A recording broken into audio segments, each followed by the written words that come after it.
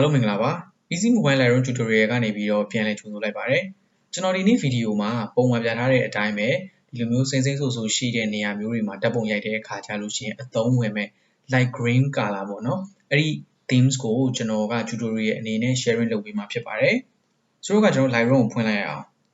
ကျွန်တော်တို့ edit လုပ်မဲ့ပုံကိုပထမဆုံးအနေနဲ့ရွေးမယ်ပြီးရင် step by step ကျွန်တော်နဲ့အတူလိုက်လုပ်ကြည့်လို့ရပါတယ်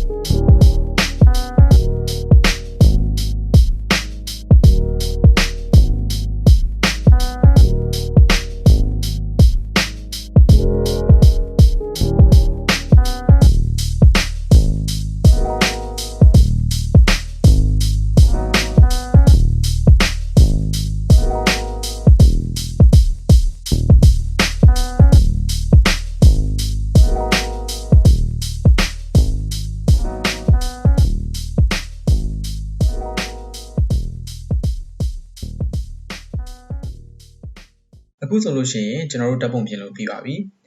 ဒါကတော့ before ဒါကတော့ after ဖြစ်ပါတယ်ကျွန်တော်တို့ကျန်တဲ့တခြားပုံတွေကိုလည်းဒီ setting တွေကိုပဲ copy and paste လုပ်ပြီးတော့သုံးလို့ရပါတယ်အခြားပုံတွေမှာသုံးမယ်ဆိုလို့ရှိရင်တော့ကိုရိုက်ထားတဲ့အလင်းပုံပေါ်မူတည်ပြီးတော့ setting ကိုနည်းနည်း adjust လုပ်ပေးဖို့လိုအပ်ပါတယ်ကျွန်တော်ဒီနေ့ဗီဒီယိုကိုဒီမှာပဲအဆုံးသတ်လိုက်ပါမယ်နောက်ထပ်အခုလို tutorial ဗီဒီယိုတွေကြည့်ချင်နေဆိုရင်တော့ Facebook မှာဆိုရင် page ကို like and share လုပ်ပေးလို့ရပါတယ် YouTube မှာဆိုရင်တော့ subscribe လုပ်ထားပေးပြီးတော့စောင့်ကြည့်ပါလို့ပြောရင်းနဲ့ပဲနောက်ထပ်ဗီဒီယိုမှာကျွန်တော်တို့ထပ်ပြီးတော့တွေ့ကြမယ်အားလုံးကျေးဇူးပါ